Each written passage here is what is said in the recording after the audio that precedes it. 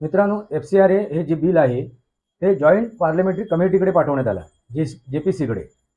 अमित शहा नक्की घाबरलेत काय? कोठी कपडावर मकान. भारत गेला, देश गेला, राष्ट्र गेलं भाडमध्ये.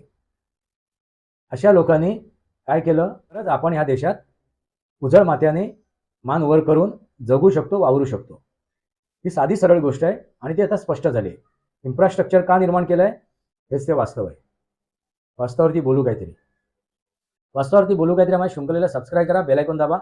माझे विचार पडायचं लाईक करा, आपले विचार कमेंट बॉक्समध्ये मांडा.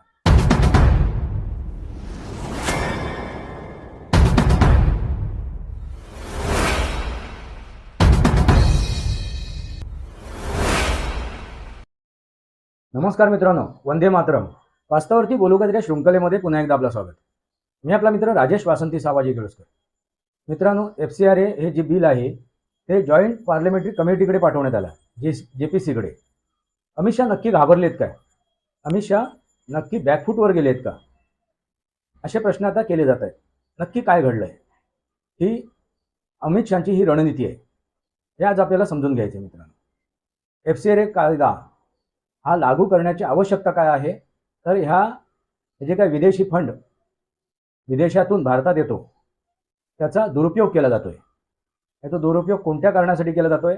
तर धर्मांतरण आणि दुसरा अतिरेकी बनवण्यामध्ये त्याचा दुरुपयोग केला जातोय आणि भारतामध्ये अराजकता माजवण्यासाठी त्या फंडचा, त्या पैशाचा दुरुपयोग केला जातोय.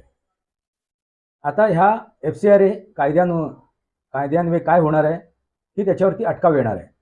कारण तो तुम्हाला सरकारला दाखवावं लागेल, भारत सरकारला दाखवावं लागेल की तुमच्याकडे फंड किती आला, त्या फंडचा तुम्ही विनियोग कशासाठी करताय, कोणत्या गोष्टीसाठी करताय, तो फंड तुम्ही कशासाठी घेतला होता आणि कशासाठी वापरताय हे तुम्हाला स्पष्ट करावे लागेल.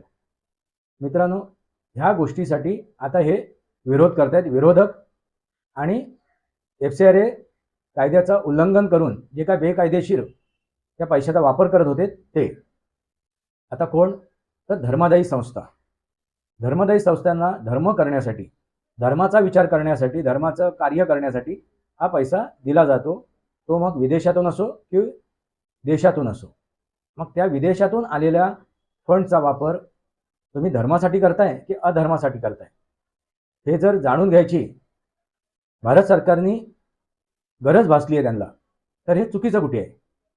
आणि त्यासाठी हा कायदा आता अमेंडमेंट करण्यात आलेला आहे.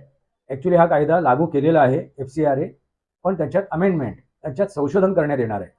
त्याच्यात काही मुद्दे, काही नियम